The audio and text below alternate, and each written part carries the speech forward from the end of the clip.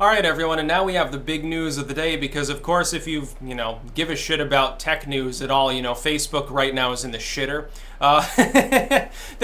They were down over 25% in early trading.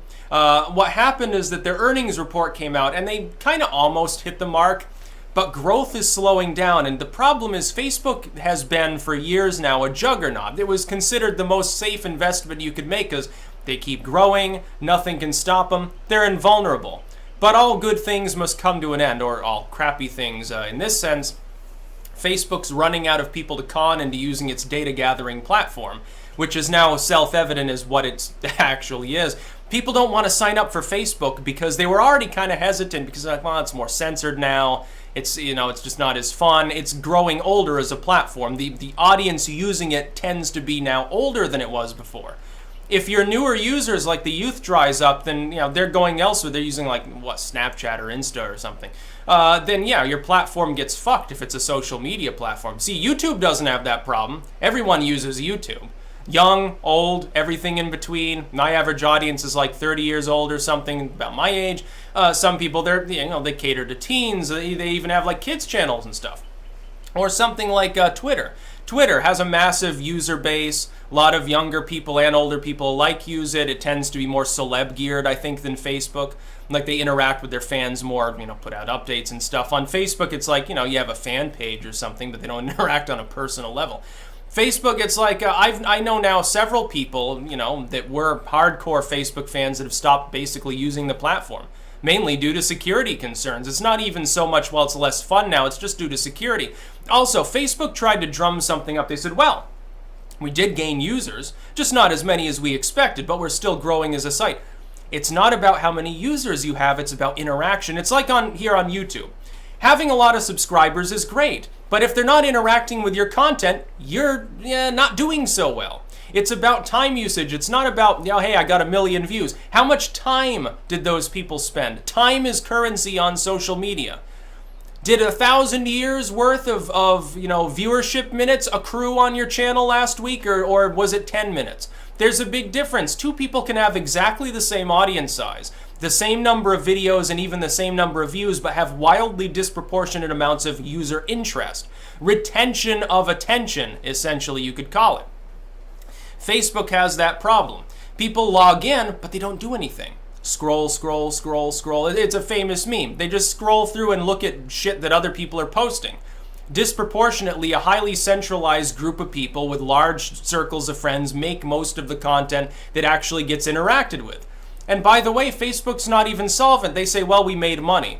Yeah, how did you make it? You sold user data to the Chinese firms and stuff. That's why fewer people are signing up for your site. The problem is, now that investor confidence is shaken, they're going to continue to go down. Even Facebook is saying, yeah, you can expect it to decline further.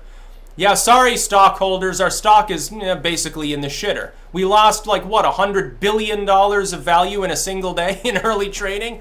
Yeah, now that certainly doesn't hurt your bottom line and make you look shitty as a company at all. When has Google had that problem? Even Twitter's never had that problem.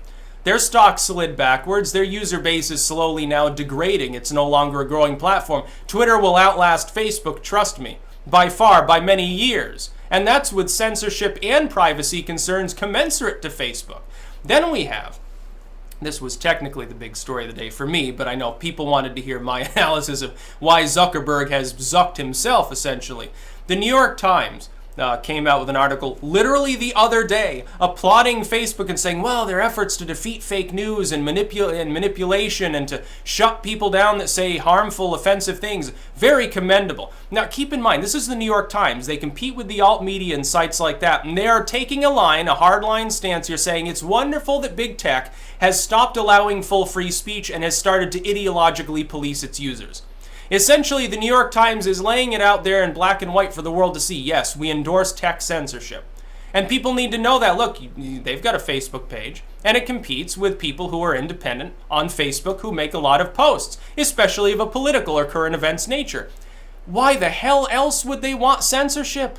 They don't want to be told what to say, but they know that it's laws for thee and not for me with regards to the corporate media. They try to remain sheltered from the censorship they attempt to get imposed on others. They've got a seat at the table with groups like YouTube and Twitter and Facebook.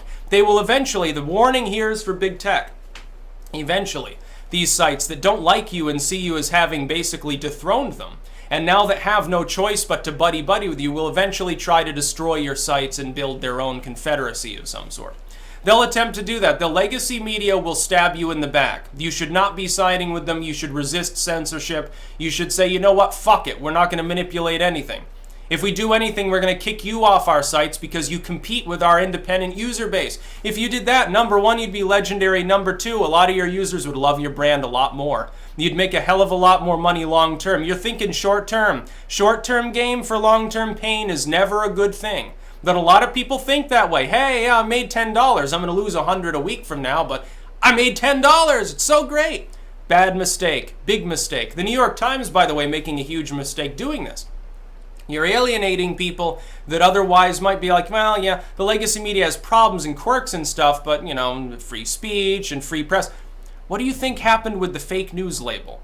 The corporate media invents the label fake news to fling around as a cudgel against people like me. It then gets thrown back in their face. What do you think's going to happen with regards to tech censorship?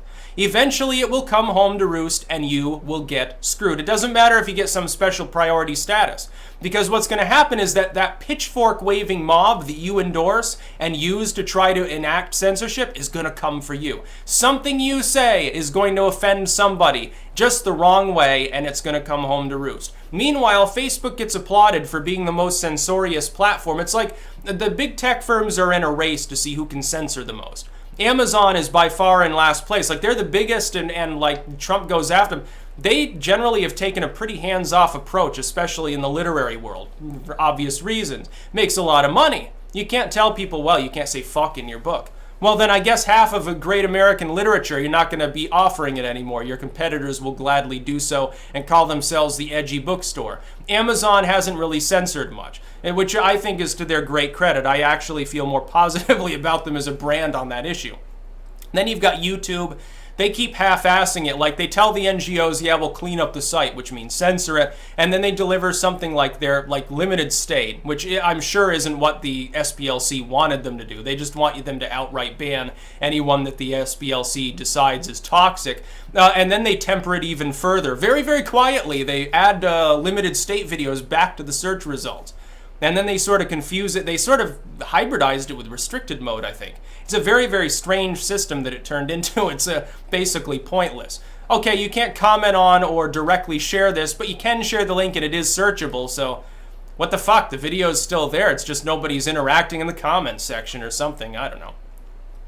And then you've got Twitter, and then at the top is Facebook. Zuckerberg is the most censorious, to the point where people get outraged and think he's like becoming a free speech champion when he says, well, we don't ban people just for their ideology. There has to be something demonstrably against TOS for us to kick them off the site. Oh my goodness, free speech warrior, it's that's so dumb.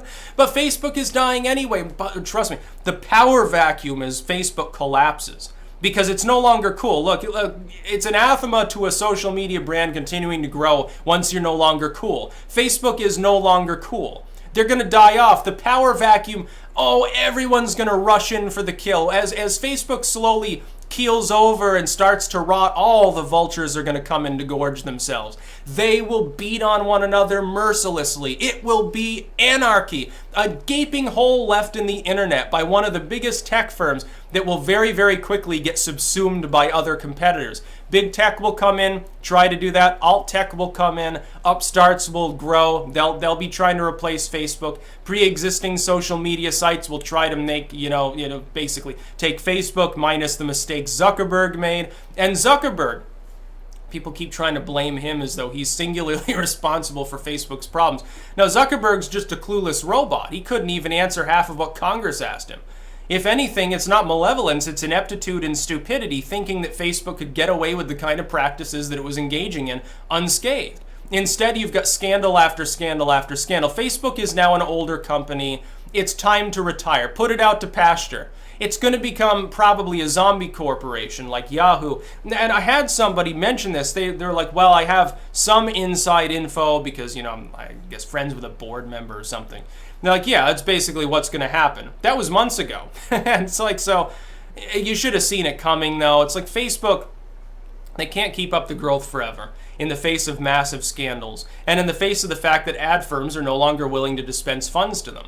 They're going to have to do something. Selling user data sounded like probably what they would end up doing. They get people into contracts so they can sell the same data over and over, which makes it really a lot of money. That's why they were able to sell the same data to Cambridge Analytica and to a Chinese firm.